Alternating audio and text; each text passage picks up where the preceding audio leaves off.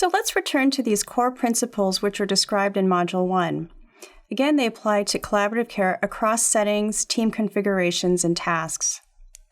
So as a brief review, the 5 principles were clear roles, shared goals, mutual trust, effective communication, and measurable processes and outcomes. We'll now focus on specific ways frontline clinical leaders can facilitate each of these principles and thereby promote effective collaboration. And in reviewing these principles through a leadership lens, we'll introduce concepts that will be covered in more depth later in the module. I also acknowledge that those in leadership positions external to the team, in other words, those not involved in the day-to-day team operations, may also facilitate and promote some of these principles. And as we review each of them in turn, Dr. Edgar Pierluisi, a frontline clinical leader whom you met during the first module in Week 1, will provide us with some real-life examples and perspectives. So first, in terms of shared goals are defined as goals developed with the patient to reflect his or her priorities. And a leader can help establish these goals and ensure they are understood by all team members and care providers, and as well as help the team maintain focus on the goals. It's very important for the leader to establish the team's purpose related to both a particular patient's care as well as more generally. Welcome back, Dr. Pierluisi. Thank you for your time again and for coming to our module to discuss principles of team-based care through a leadership lens. Maybe we could start by having you briefly recap the practice and setting in which you work.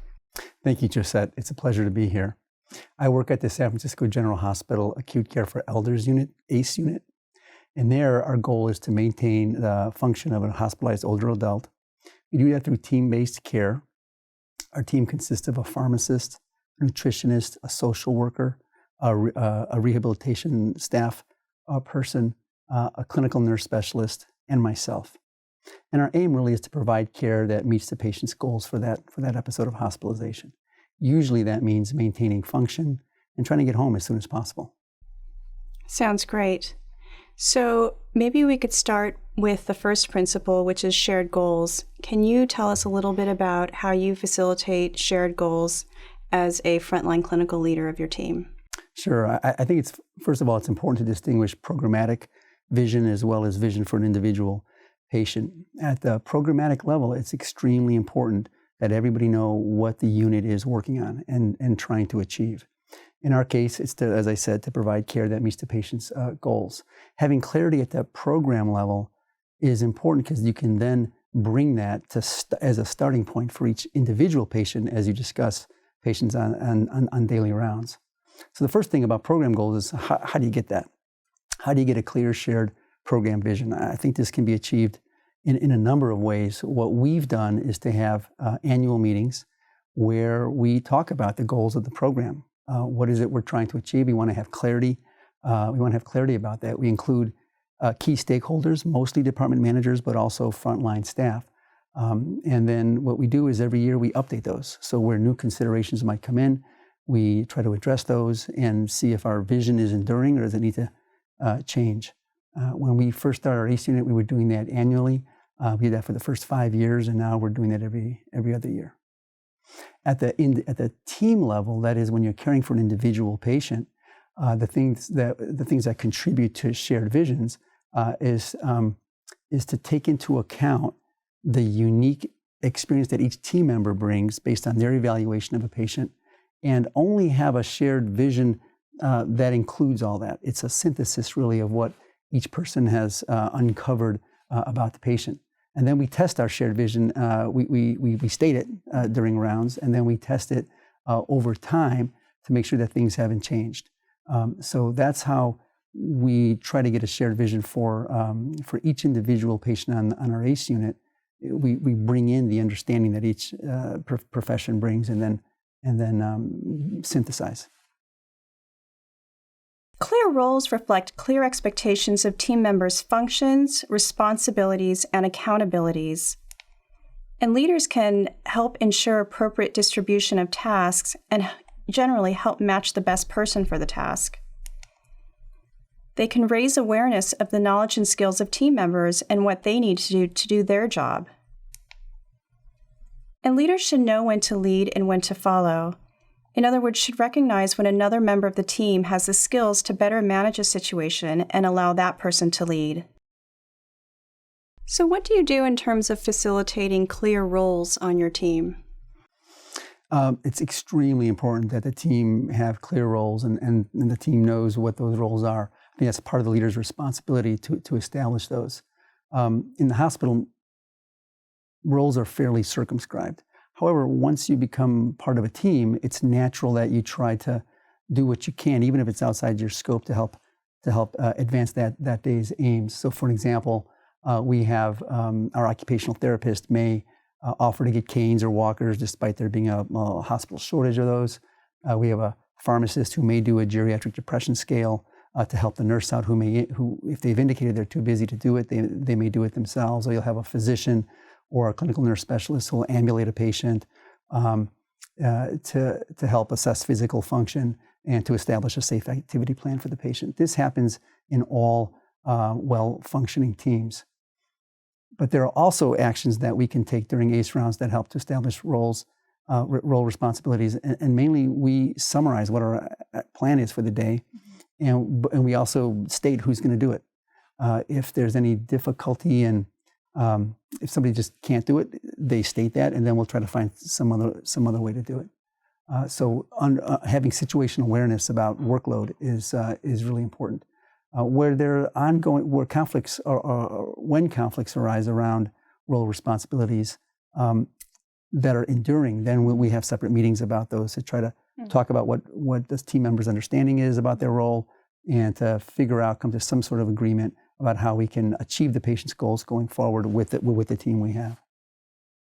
Mutual trust is defined as team members earning each other's trust, which is fundamental to any form of effective collaboration. Trust influences how we view and interpret each other's behaviors. Leaders can facilitate honesty, trust, and respect. And a critical element to establishing trust among team members is ensuring that all voices on the team are heard equally. Leaders can also help create a culture where seeking help and expressing concern is encouraged. And these second two concepts are related to leader inclusiveness and psychological safety, which we will discuss in detail shortly. So how do you facilitate mutual trust and sort of that building mutual trust amongst your team members? Well, I think a leader can facilitate trust in a number of ways. The first, the very basic, is just to treat everyone with kindness and respect. I think team members over time tend to give each other the benefit of the doubt, and that's a real positive of forming a team in the first place. Another critically important behavior is to always keep your word, both to patients and to the team. If you tell a patient you're going to come back to speak with them after breakfast, say, then you have to do it. This then allows a leader to hold team members accountable for the actions that they have agreed to during team rounds. Trust can also be fostered by not avoiding difficult topics, whether it involves a patient and their family or the dynamics of the team.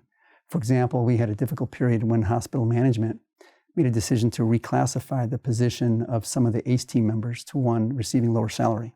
And that was perfectly within their responsibility to do so, but the hospital was facing a tough financial situation. However, it was also important that management hear from us what the impact of that decision was on teams' morale. And we also met with the team to decide how we can best achieve patients' goals while going forward in this new regime. I should say over time, those changes were reversed, and we were able to maintain team cohesion throughout this difficult period by addressing it head on. The message it sends is that it's safe to discuss any issue that might come up with our team. We did that respectfully, and we learned to trust one another, I think, during that episode. I hope the lesson is that all issues can be discussed safely, like I said, and this allows me, when there's a safe environment, then you can mine for conflict and try to understand what people are, if there's any hidden issues that haven't come up during team rounds, you can try to bring those out in a safe way. And you want to make sure all viewpoints are considered during team rounds. Effective communication is a priority, with all members contributing to continuous efforts to improve it. Leaders can set and enforce high standards of clear communication and information sharing. They can also facilitate shared mental models. A mental model is a shared understanding of team goals, individual tasks, and how to achieve them. It's a means through which everyone is on the same page about what needs to be done and how to get there. And finally, leaders can help facilitate conflict management.